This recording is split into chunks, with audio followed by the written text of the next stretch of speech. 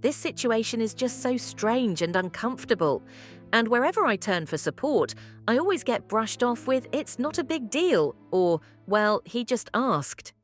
I lack any real support or validation, so I'm hoping someone might offer more help than my social circle has so far. My fiancé, John, and I have been together for about 5 years. To understand the dilemma, I need to give you some background. We both came from very religious backgrounds, though it affected us differently. John became a problem child, running away, causing issues, and eventually finding a crowd his parents disapproved of. Most members of this group were LGBTQ+, smoked pot, engaged in protests, and were either atheist or practiced different religions. This crowd became his current friend group. The main ringleaders are Alex and Avery. From what I understand, they collected damaged people, as John jokingly said one day, and let them couch surf when things got rough. Alex comes from money and Avery works in IT. John met them when he was just 15. At first, I thought they seemed very cool and couldn't wait to meet them, since John equated their relationship to that of a child and parent, clearly very important people in his life. But when I finally met them when we were 21 and home from college for summer break, the meeting left me disillusioned. Alex was catty and made snide remarks since I wasn't LGBTQ+, and Avery treated me like a child. John said they always need to break new people in, so I tried to think positively and did my best to impress them with my studies and future plans. But the more I talked, the more they seemed to disapprove of me. Despite the strange meeting, John seemed ecstatic to see them again and gushed about how much they liked me, so I kept quiet and just nodded along. Alex and Avery are like local celebrities in their town. Very spiritual, their home is full of souvenirs from their travels. They're also married, but their definition of marriage is different from the traditional one. They went to some tropical place, took hallucinogens together, and in that state, proclaimed everlasting love for one another. Quite a wild concept for someone like me, but I've tried to be open-minded about their lifestyle. They also claim they can see auras, whatever that is, and apparently love my fiancés. I don't know what they think of mine, but it probably isn't much, which brings me to why I'm here. Last week, after we got home from work, John sat me down and asked what I think about being in a polygamous relationship.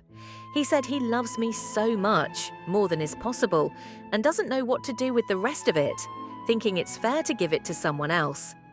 I, on the other hand, don't have a limit on how much I can love him, so I said no, and that was that. However, the question has been plaguing my mind ever since. If you knew John even a fraction, you'd know he researches things long before committing to anything, any lifestyle or relationship changes. This makes me think he's already thought about it for a while and consulted Alex and Avery. I don't want to vilify them, but I know for a fact they're not in a monogamous relationship, and they clearly don't like me. I don't want to point fingers, and I won't ask John to show me his messages with them unless I have solid proof beyond a gut feeling. But I just have this horrible feeling that they somehow influenced John. There's no way he just thought about it suddenly on his own. 5 years of relationship, and non-monogamy was never brought up. And now suddenly, just as we're about to be married, he brings this up. I don't buy it for a second. At home, I pretend everything is fine since my close friends told me I'm just overthinking. I believed it for a while, but whenever I look at John, all I can think is, he thinks there's a cap on how much he can love me, and he wants to love someone else. I want to deal with this, but I don't know how. If I bring it up with John, he'll just brush it off, or he'll think I'm cheating or don't trust his friends. I worked hard to get their approval, and I know John shares everything with them. I should mention that John and I both distanced ourselves from our religious upbringings after we met. My family had allowed me to go to college hoping I'd return to their way of life afterward, but meeting John changed everything for me.